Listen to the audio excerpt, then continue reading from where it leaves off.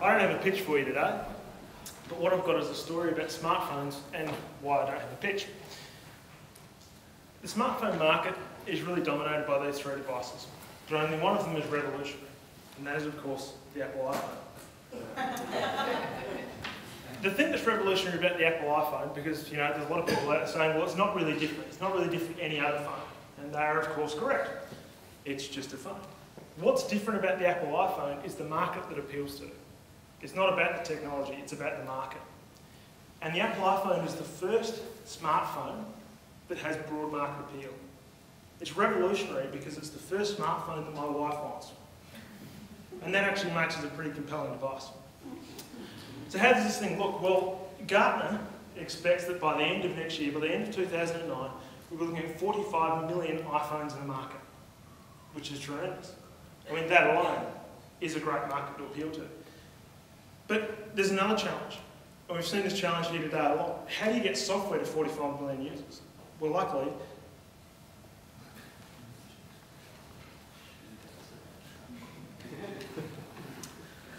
Apple have solved that problem for us as well. The new iPhone they're building in the application store, and the application store allows us as developers and entrepreneurs to deliver software right down to those 45 million phones. This is a huge advantage of this platform. So, to recap, we're looking at 45 million users by the end of next year. They're real people, not geeks, who are going to rip your stuff off anyway. They have high disposable incomes as a rule. So this starts to make like a pretty good market. I had a look at this market and I thought, well, I mean, my job is as a Mac OS X applications developer. So I picked up some software that I was developing for a client, a desktop app, and my first attempt was to bring that across the iPhone. But that sucked. And the reason it sucked is because when people want to sit down at their phones, they're not into creating a document, they're not into drawing a diagram. What they want to do is they want to consume. They want to consume information, they want to be entertained.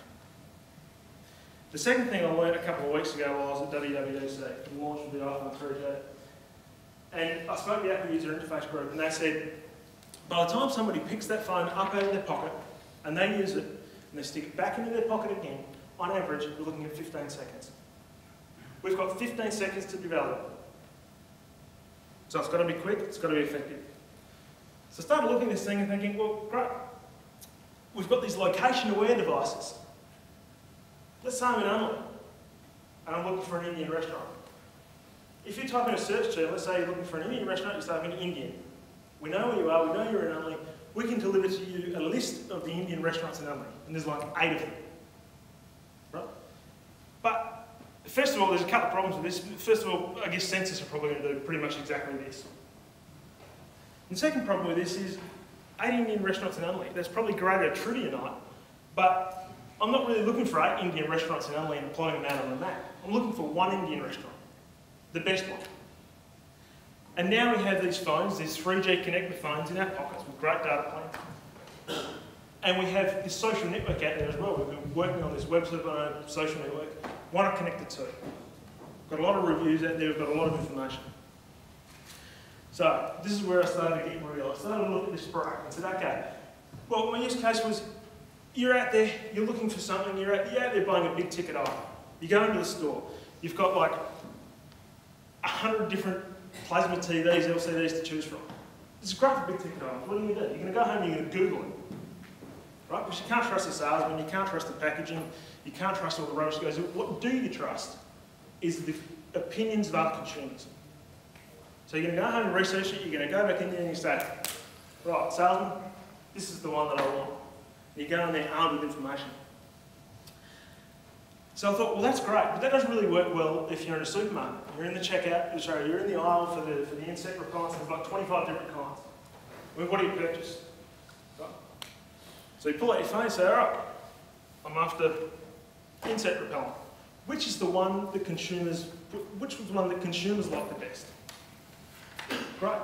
And all of a sudden what we've got is something really compelling because it's a very Google-like model. The Google advertising works really well because you're telling Google what information you're after. You're telling Google what you're interested in and they can deliver advertising to you based on that. With a phone, we've got even more information than that. With this product, we've got a lot more information. We know what you're looking for. We know where you are. proximity-wise. We know, basically, we can assume that you're pretty close to the point of purchase. So delivering really effective advertising becomes a lot easier for us. So I developed a business plan based on that. And it started to look good. I started to crunch the numbers, and this thing was looking really good, but it was looking a little bit too good. Because a few weeks ago, a client of Perkins backed a very, very similar idea, which kind of puts my business plan in the toilet.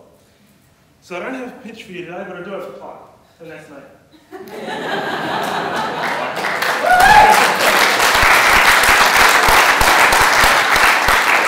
My job and my passion is developing great customer experiences for Mac OS X. I've been doing that for years, and now great customer experiences for the iPhone.